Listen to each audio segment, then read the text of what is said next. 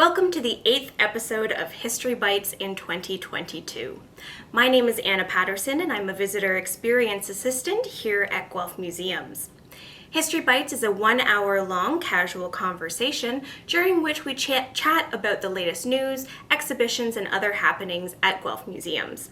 Today, I'm going to be doing another From the Vault episode of History Bites, and we're going to be doing part 2 of Getting Dressed in Guelph. Today, I'm going to be picking up from where we left off during the last Getting Dressed History Bites session, and that one looked at fashion from the 1850s up to about the 1880s, so we are going to take a look at some fashion from the 1890s and the very early 1900s today. History Bites airs on Facebook Live at noon on the third Wednesday of every month, and a recording of today's History Bites will be available through the Museum Everywhere portal on our website and on our socials after the broadcast. Before we take a look at the beautiful dresses behind me, I would like to take a moment and focus our thoughts within an awareness and an acknowledgement of the land. Guelph is located on the ancestral homelands of the Anishinaabe peoples, specifically the Mississaugas of the Credit First Nation. The place we now call Guelph is on land that is described in the Between the Lakes Purchase No. 3 Treaty of 1792. An agreement between the Mississaugas of the Credit and the British Crown concerning over 3 million acres of land between Lakes Huron, Ontario, and Erie. Today, Guelph is home to many First Nations, Inuit, and Métis peoples. Guelph Museums commits to the Truth and Reconciliation Commission's calls to action and to doing more to learn, share, and support truth and healing. So thank you for joining me again for another History Bites Getting Dressed. The last History Bites Getting Dressed ended at the end of the 1880s, and that was done very specifically, not just because it's a natural break with the change in decades, but because at that point there is a massive shift in fashion, in women's fashion in the sort of Western European society and culture. And so we are going to start today looking at some of the dresses from the 1890s, specifically right around the middle of the decade, around 1895. And then by the end of the session, we are going to take a look at a dress from around 1905, so just after the turn of the century. So you'll notice behind me right now that I do have two dresses up, and these are both from the 1890s, around 1895. And that's because they are both, having the two of them together helps to highlight the really key features of the dresses, but there's also some really interesting distinctions between the two of them that are better highlighted when you see them actually together. So over here we have a sort of deep plum brocade silk breakfast gown, and then on this side over here we have a gray day dress that is also a silk. Now, an interesting note about these mannequins is that setting them up was incredibly difficult because of how tiny the dimensions of these clothes are. Some of them are actually on some of our child mannequins because they're so small. And before anybody feels badly about themselves, which you absolutely should not, remember that these are meant to be worn with supportive undergarments. So you were corseted and you had all of your undergarments underneath as well. And so the women who were wearing these dresses were not naturally this shape or size. They had some extra help. And so we're going to take a look at the difference between these two dresses and some of the similarities. The 1895 time period is really interesting. We're approaching the turn of the century, which is starting to make a little bit of, have people feeling a little bit uneasy, a little bit of unrest, because it's a big change. The century is changing, and there's a lot of shifts in culture that are happening right now. We of course know from hindsight that this is in a period that's just prior to the First World War. And although people had no idea in 1895 that 20 years later there would be an incredible worldwide conflict, there was a sense of change, uneasiness, unrest that was already starting to appear both politically and culturally in society, in the way that people viewed the norms of their day and their own individual roles within that society. And we will talk a little bit about that, especially when we start talking about the 1905 dress. And as always, as I'm speaking, you'll see some different images of Guelph in the 1890s and the early 1900s, some of the artifacts, other artifacts that we have in our collection that we weren't able to pull out for this, and some of the images of close-ups of the artifacts themselves to take a really nice close look at. So we're going to start by taking a look at the dress that is right over here, this deep plum silk brocade dress. So the first dress that we're going to take a look at today is this deep plum-colored silk brocade dress. And we know from the records that it was donated to the museum in the 1970s, and that it was worn by the donor's great aunt. She was born in Scotland, but then lived in London, Ontario. And this dress I chose because it is a really interesting dress that highlights a lot of sort of features that are both common from the 1890s, but also not as frequently seen because of the type of dress that it actually is. This dress is known as a breakfast gown or a morning gown, and that is morning as in daytime, not as in sadness. And so this dress was worn very specifically inside the home. So this gown has a very different structure and most importantly a different construction than the other gowns we see. Let's first of all start with what is really iconic about it from this time period. Of course, the leg of mutton sleeves. Key parts of the sleeve that make it that are the really voluminous puffed up sleeves at the top of the arm and then narrowing down at the elbow and then continuing down in just a regular tight fitting sleeve.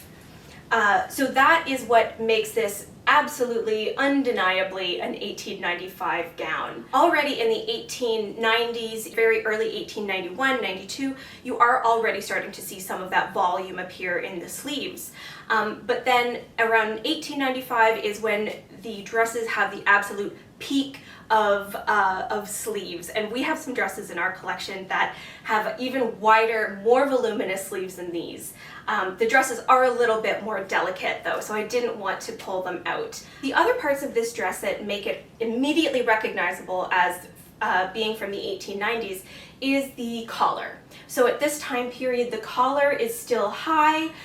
There's the little ruffle around the very top, the opening of the collar, and that is very typical of the late 1890s. So between the collar and the sleeves, this dress is a perfect example of dresses from the 1890s.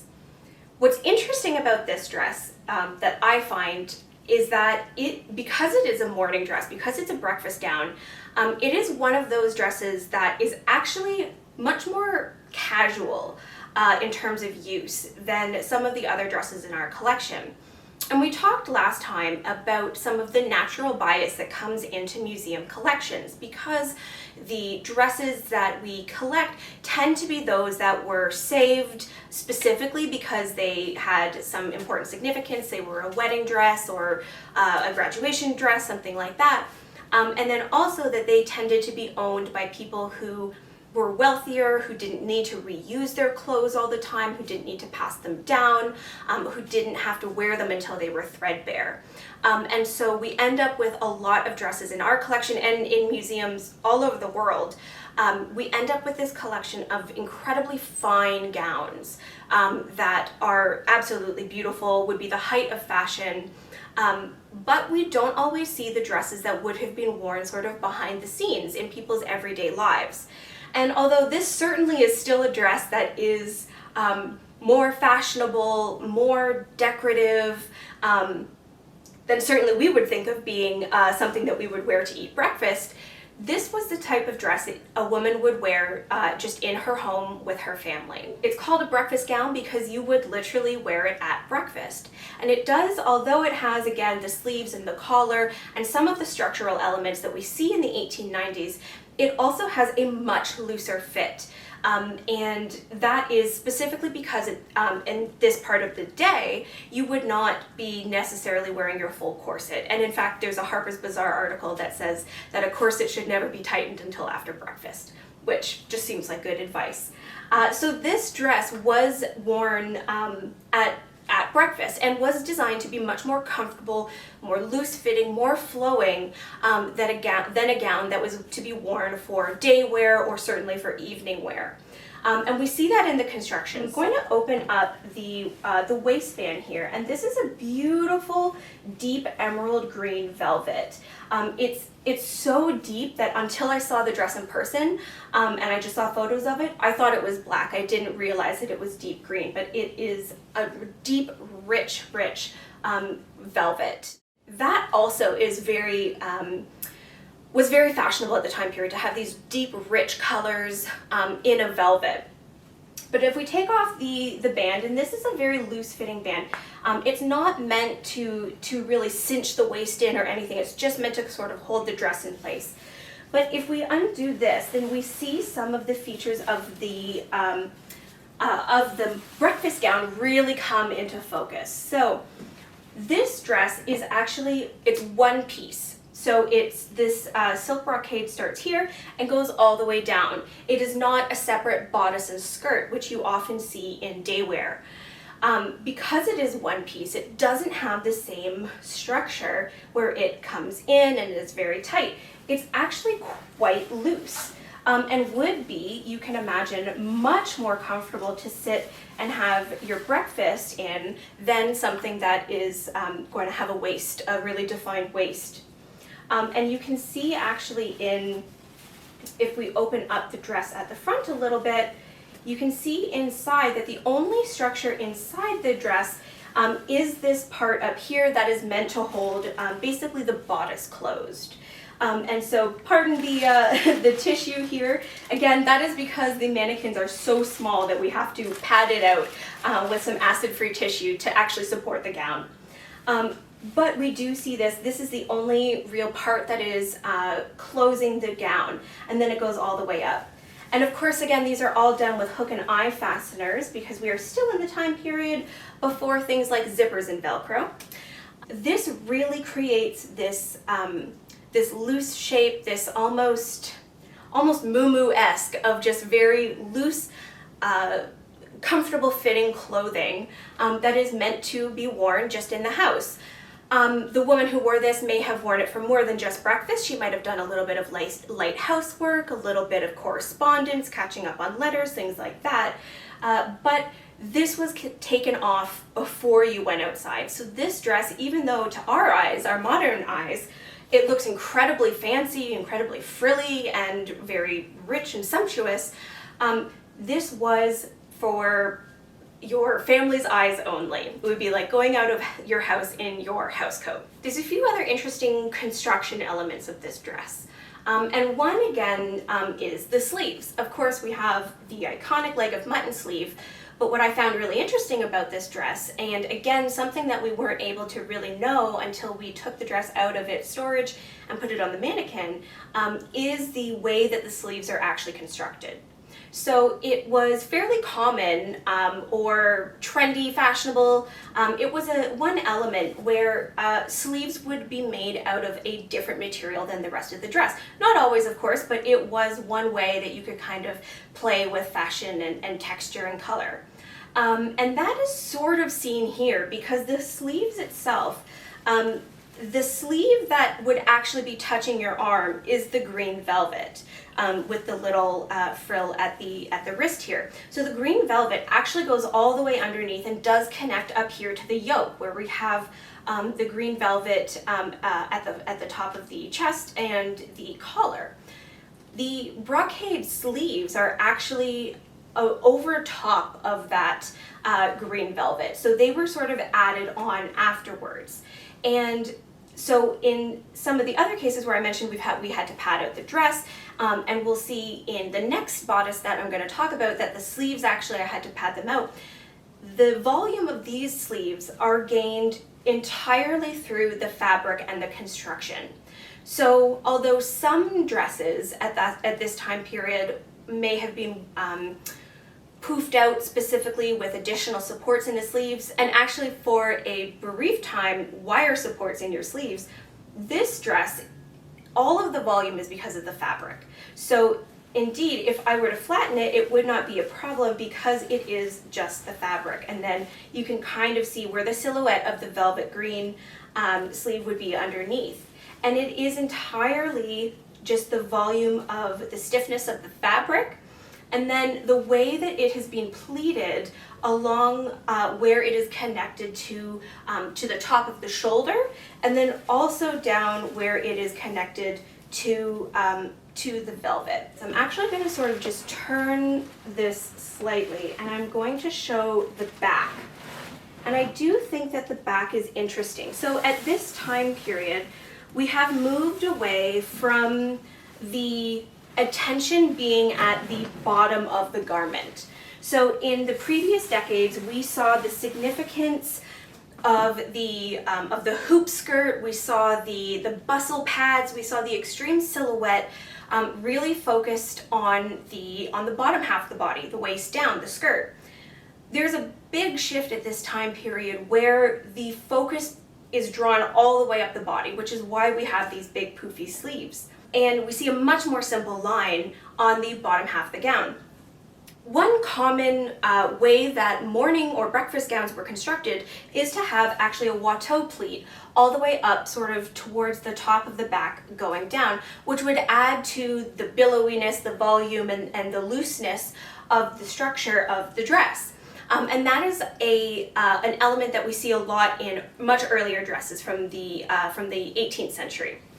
This one doesn't quite have that. It does start down here by where sort of the natural waist would be, but we do see a similar construction where we see the pleating, which adds to the volume down at the base of the skirt. And again, this can be fairly long because you're not meant to be wearing this outside. It doesn't need to have any kind of support underneath. All of the support, all of the volume would come from maybe some petticoats, but from the pleating and the structure of the fabric. So fashion periodicals at the time played a really big role in disseminating the trends and the fashion throughout culture.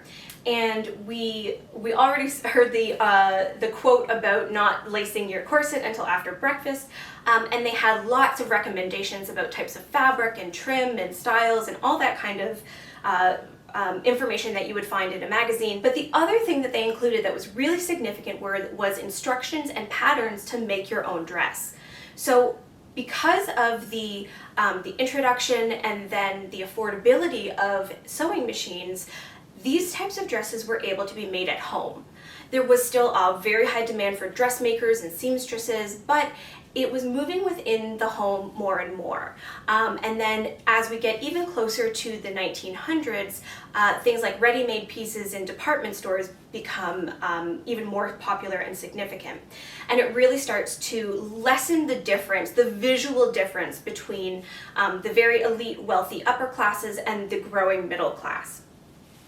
And this dress was handmade, whether it was made within the home or by a dressmaker or a seamstress in town. We don't know, but this is the type of dress, the type of style that would have those instructions and the patterns printed in the fashion periodicals so that you could do it by yourself. You could do it on your own. And this is another, looking at the back, is a great way to see how loose it was meant to fit. Because aside from the pleating at the back, we can see that the green velvet waistband that closes in the front does not come all the way around the back. So again, this is not meant to be a very waist-defining garment. This is really meant to just be a casual garment for at home. The next item that we're going to take a look at is a dress that would be meant to be worn out of the house as a day dress. So something that you would wear when you were going out about the town. Not all the way to an evening gown or a very formal gown, but something that would be worn outside of the home. So we've taken a look at the morning dress of the 1895 time period and what you would wear at home. But now I want to show off what a dress would look like that you would wear outside of the house, what you would wear to go to town, go about your business, run your errands, and do some socializing. So this dress is a beautiful, beautiful example of that. It is a really dark, rich gray silk is the majority of the dress. And this one is two pieces. So we again see the bodice and the skirt as separate elements. And then we also have the beautiful light gray of the epaulets and the cuffs. And this kind of two-toned but within the same color family was a really trendy way to play with color at the time in the 1890s. It's almost color blocking-esque, as we would call it today. Then up here at the top of the bodice of the yoke, there's a beautiful silk, salmon-colored silk that forms where sort of the yoke is, and then up to the collar. And we'll take a look at the construction of the collar because I do think it is really interesting. But we also see the salmon pink underneath the puffs, or the sort of tops above the puff of the sleeve. And then also in sort of underneath where we have the peplum and inside of the cuffs. So we have this beautiful, rich, very trendy dark gray color, and then these pops of salmon, which I think this is absolutely beautiful. So first of all, this is two separate pieces rather than the one long, very loose-fitting sort of gown that we saw with the first one. So this again does show that the eye is really meant to be drawn up. So we again have fully taken away almost any decoration or elements on the skirt or from basically the waist down. And we have this essentially very simple, very clean cut skirt that is attached to the back again through hook and eye fasteners, flares out a little bit towards the ankles, a little bit of an A-line, but not extreme at all. You would really only have a petticoat, a couple petticoats if it was cold underneath here, but you're not wearing at this point the bustle pads or the hoop skirts or any of the contraptions that we saw in the earlier decades of the 1800s. Again, all the focus is up here at the top of the garment. And in this one, very specifically, it is designed to draw attention again to having a very small waist. So this is something that is still in style, still in fashion. And again, at this time period, the women would be wearing their corsets. They've had their breakfast, so they are now lacing up their corsets to get into their day dresses. And so again, this bodice, the skirt is on one of our regular mannequins.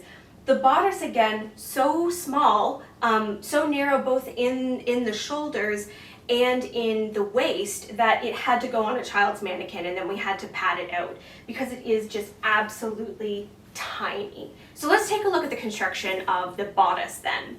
So as I said, there are some very obvious similarities to the morning dress. We still have the focus on the leg of mutton sleeves. This one also has an element to add even more volume to the top of the shoulders by having these bits of fabric here.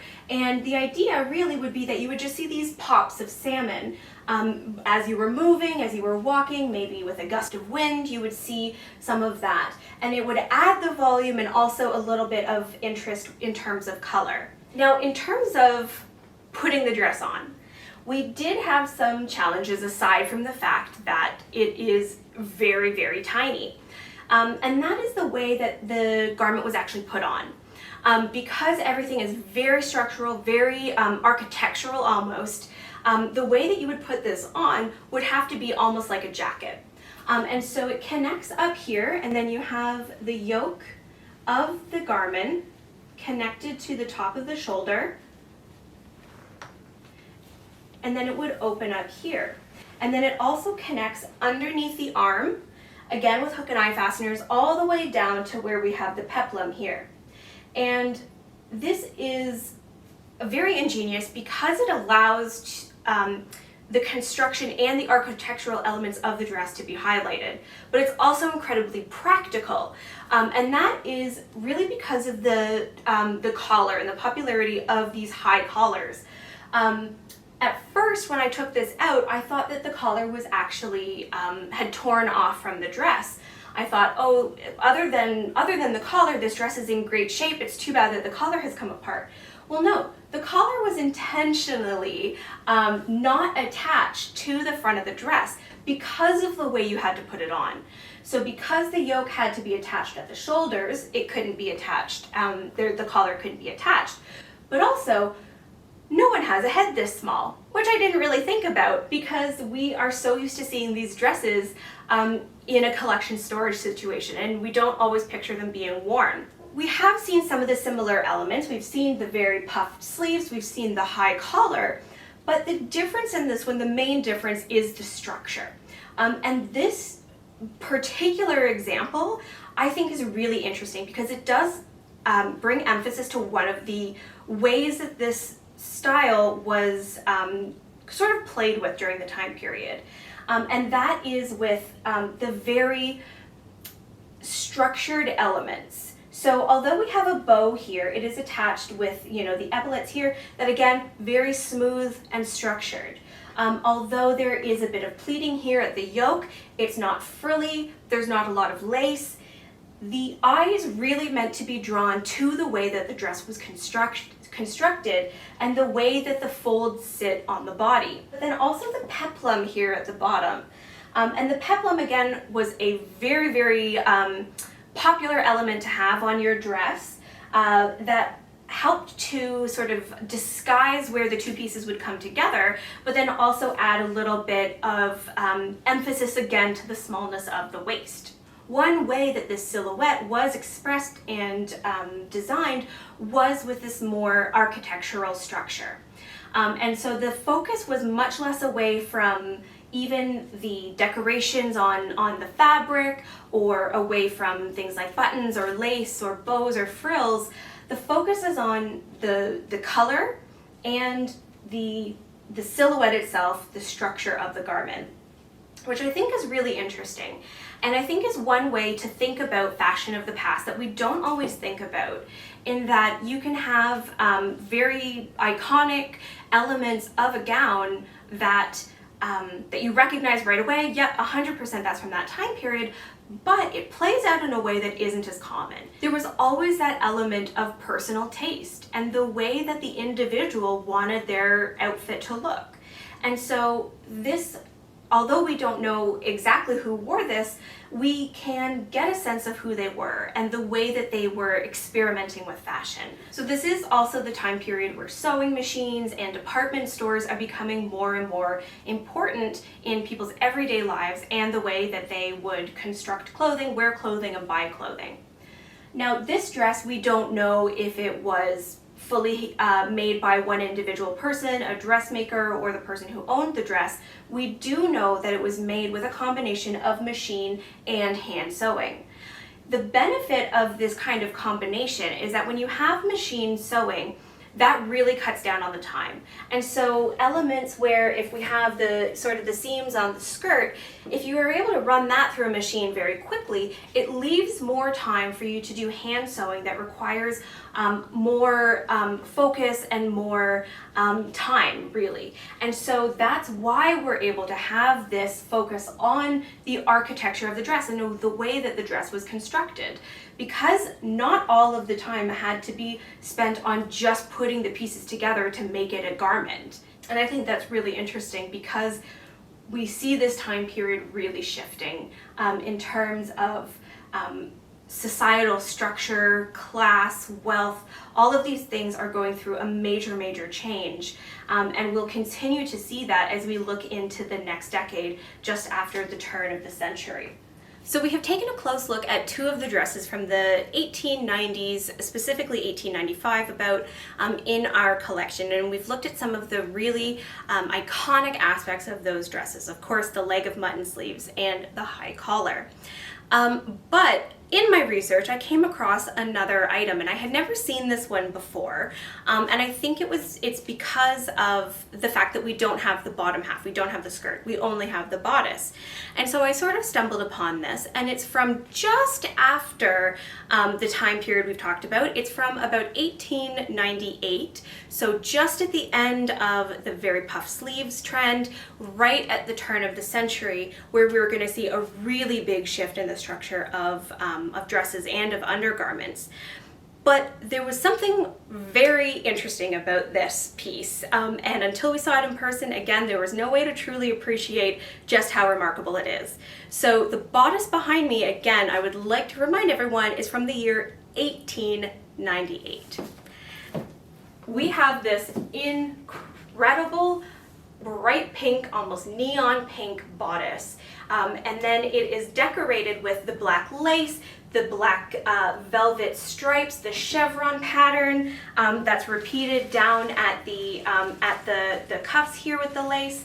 And this looks like something that someone from the 1980s would have designed with the structure of the 1890s.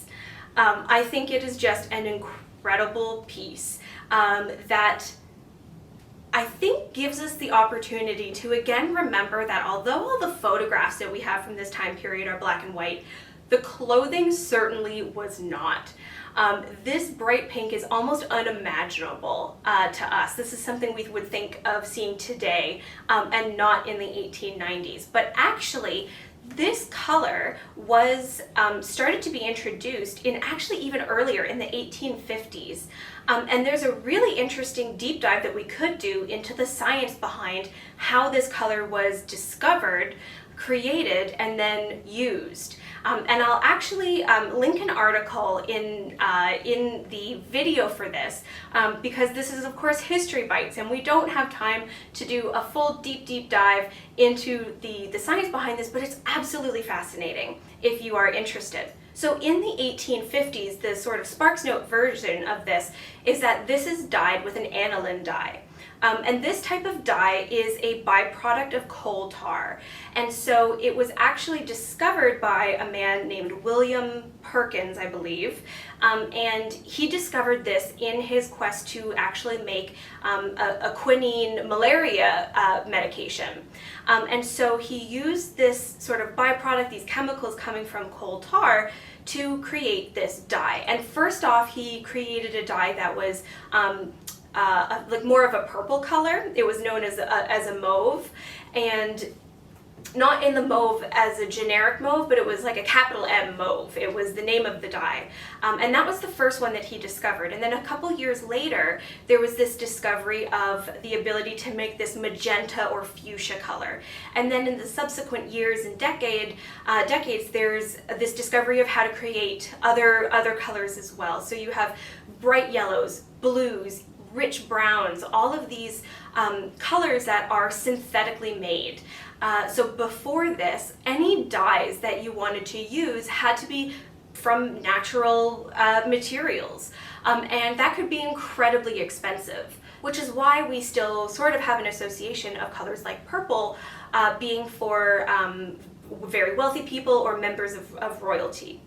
Well, in the 1850s, when this new dye is discovered, this way to use these chemicals, that changes everything, because now all of a sudden you don't have to be royalty to be able to wear a purple dress, and you can have these colors that don't appear in nature. This like hot pink color, you would not be able to find something in nature that would create this color naturally in a dye. This process and this sort of look at byproducts of coal tar goes on to influence different creations of medications, cancer treatments, and all kinds of other research stems from this. But a very sort of practical way to see this development is in these incredible colors that then look like this dress is from, I want to say, like a Madonna video in the 80s. Or Cyndi Lauper. I just get those, that pink and black combination is so iconic from the 1980s, and this is a full century before that. We get into some of the issues that we have with fashion as well. And aside from the issues of social equity, justice, and things like that, we also have the element of the environmental impact. And so, of course, because this is a product of coal tar processing, there is that pollution that's coming from the creation of the dye and the processing of the coal. And that is around the same time period that we see these huge booms in industrialization. There's also a big issue with the runoff of using these dyes in clothing and the way that it pollutes rivers and streams and waterways nearby factories where this is being produced. The dye itself is known to be toxic and is believed to be carcinogenic as well. And so there are, wrapped up in this bodice, in this beautiful bright pink bodice, we see all these other elements of complications coming from fashion history. And that's why I love fashion history, because it's not just a way to get a real sense of the people who lived during the time period, but it also is a great way to explore the ways that people's clothing and fashions were affecting the world around them in terms of society, culture, the environment, health. I just find it absolutely fascinating. Aside from the color, this bodice also highlights the start of a shift in fashion itself. We see with this one, of course, the inclusion of the black lace, which is as popular as ever. Even there's an article in 1901, again, from a fashion magazine talking about how it remains as popular as ever. But there are some changes. One, of course, we're going to notice right away, the sleeves are much less puffy. So although, again, it's hard to get a sense because of the mannequin, this is really as puffed up as these sleeves would be. And that is what helps to identify this dress as from later in the decade, being from about 1898, rather than just 3 years earlier when we have the incredibly large leg of mutton sleeves. Around the turn of the century, in about 1898, around there is a big shift in the design of corsets. And we have what's known as the introduction of what's known as an S-bend corset. And that completely changes the silhouette of your clothing, but also really changes the way that you would carry yourself, that you would hold your body, because of what it does. So the reason that it's called the S-bend is because it would force the body into a fairly unnatural shape. So it's hard to see without the corset underneath, but what the goal would be is to create a lot of sort of volume up top here around the bosom, and it created what was known as a mono bosom, or sort of a pigeon front, where it's that kind of puffed out, very forward structure. The sort of the lace kind of pouching here at the bottom would draw attention to that, and create a very sort of rounded front. Again, hard to see because we don't have the skirt for this piece, but the other aspect of the S-bend is that it would puff out in the front and then again in the back, and it would force sort of your pelvis to tip backwards. And so you would be sort of pushing your chest out like a very proud pigeon, and then your sort of behind would be tucked under and out. That structure becomes very iconic and becomes one of the key aspects of what's known as the Gibson girl. And we're going to take a look at some of that fashion in the next part when we look at the dress from 1905. But we see the start of that change here. We are now going to actually do a bit of a switch with some help of movie magic, and we're going to say farewell to the dresses from the 1890s and our beautiful Cyndi Lauper bodice, and we're going to take a look at one of our dresses from 1905, and we're going to see really that big shift that comes at the turn of the century, both in terms of society and the structure of dresses. This is the next dress that we're taking a look at, and this is a wedding dress from 1905. We can immediately see the differences. The colors are completely different, the fabrics are completely different, and although there is still a little bit of holdover in some of the volume in the sleeve, the silhouette is also completely different from the dresses that we were looking at in 1895.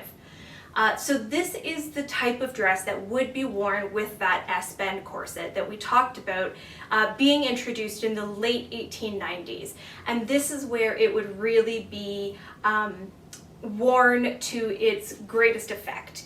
And so when this would be, I should say as well, this looks very, very see-through. Again, this would be worn with petticoats and undergarments and all kinds of things. So this certainly would not be as see-through as it is now. But all of these ruffles, all of this ruching and sort of pouching here would help to create that monobosom effect, that pigeon front, and that was really iconic and part of that S-bend, swan bend, serpentine. There was a lot of different terms for it, but that iconic Gibson Girl 1905 silhouette that would have this very poofed out in the front, and then the pelvis tipped back, and basically the whole silhouette would be quite forwards. And in its most extreme forms, a woman could even look like she was tipping over. It was a pretty top-heavy silhouette because, of course, in addition to having the frills and the monobosom and all the lace here, still having a fair amount of volume in the sleeves, but the volume has really moved down the arm. This would also be paired with updos with ringlets, or that very classic Gibson Girl hairstyle, and very voluminous hats as well. So it would look a little bit like she was about to tip over. But we see this really big change, and this dress is a great way to look at that change. So the silhouette, as we talked about, would be entirely different from the previous ones. Most obviously seen right away in the sleeves. So as I said, there's still a lot of volume in the sleeves, but the volume has moved from the shoulders, biceps, down towards the elbow area, and then it narrows down sort of at mid-forearm. The neckline is also a bit shorter than in the previous decades. It was still expected at this time period that women, for their day wear, which this would be considered day wear as a wedding dress, that it was still considered fairly proper for a woman to cover her neck. In evening wear, we're starting to see a shift, and we definitely start to see very lower swooping necklines coming back into fashion. But we still have that fairly high collar, the fairly high Edwardian collar here, with the lace and the ruches and the ruffles and everything. This was part of this movement away from the very stiff silk brocades that we saw in the previous decade to these very light flowing chiffon, taffeta day dresses and summer dresses. And this was this movement to a very graceful, feminine, sort of flouncy sort of a style, which is a big shift from that very structured look. Although, of course, on top it looks very flowy and loose and light and everything. She would have still of course be corseted underneath, though. So it gave an impression of looseness when it wasn't really. What I love about this dress, aside from the fact that it's really beautiful, it's a dress that we know a lot about, which is really exciting. So we know it was a wedding dress, we know it was worn in 1905, but we also know that it was saved, kept in the family, and worn again as a wedding dress in 1978. So there was a little bit of alteration done, so it doesn't look exactly the way that it would have in 1905, but more or less it is that same shape. It was adjusted, of course, for the bride who was wearing it. A little bit of length was added. I'm guessing she was a little bit taller than her ancestor, but this was worn in the 1970s, and then donated a couple decades later to the museum. And uniquely, we actually have a photograph of the bride in 1905 wearing this dress. And that is so exciting because we often don't get to see both sides of that. To have a photograph and the garment surviving is really exciting. What is interesting, as I talked about with the dresses in the 1890s, we are moving towards this time period with the turn of the century that there was this kind of unease in the sort of general mindset of people, with some anxiety about the changing century. Of course, Queen Victoria dies right at the beginning of the 1900s, so there's this change of monarch, this change of of society where they had really been functioning in much the same way for a lot of time in the 1800s, and now we have this change, especially because this is when we're starting to see a more significant change in the roles of women in society. And there was this fear of the new woman, that she would be not interested in having a husband or children, and that she would just want to be out in the world and working. More women are going to universities, getting degrees, working outside the home, and things are becoming more, in some terms, flexible and relaxed. We see that in fashion because women more than ever were able to wear separate pieces. And although we've seen the gowns in the previous decades be separate bodice and skirt, this was more just a skirt and a blouse. They could be sort of swapped up. You could have a couple skirts, couple blouses, mix them together, and that was becoming more common. There was this really significant change that was occurring that is reflected in fashion, both in terms of what women were wearing in their new roles in working outside of the home and things like that, but then also in sort of the counter fashion and the trying to work against that and bring back the femininity in clothing. So fashion is really influenced so much by society. And in this context, we're talking about society of Western Europe and colonized North America, but it also influences society. And that is why it's so valuable to have these pieces, because we can see the ways, very tangible ways in which women would make their way through the world.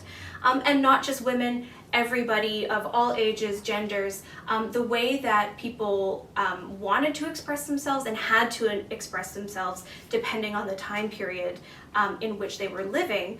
But it gives us that very tangible sense of how someone was expected to behave and perform in the society in which they were living.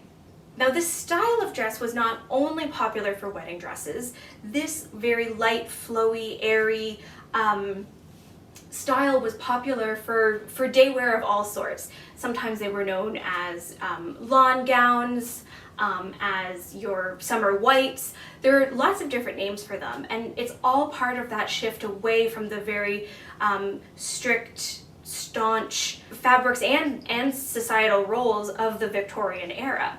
Of course, by today's standards, this is still very structured and stiff, and you have a very specific role to fill in society and all of these things, but it shows that shift and it shows that change, and it is so gradual. And because this is around the time when photography is becoming much more prevalent, we start to get things like snapshots, and we start to really see glimpses of everyday life coming to life before our eyes from the past. And I think that is partially why this silhouette and this look is so ingrained in the way that we see the past, because we have so much media from this time period and we have so many photographs from this time period. So that is going to conclude our look at the fashions for this time period from about the 1890s to the 1900s.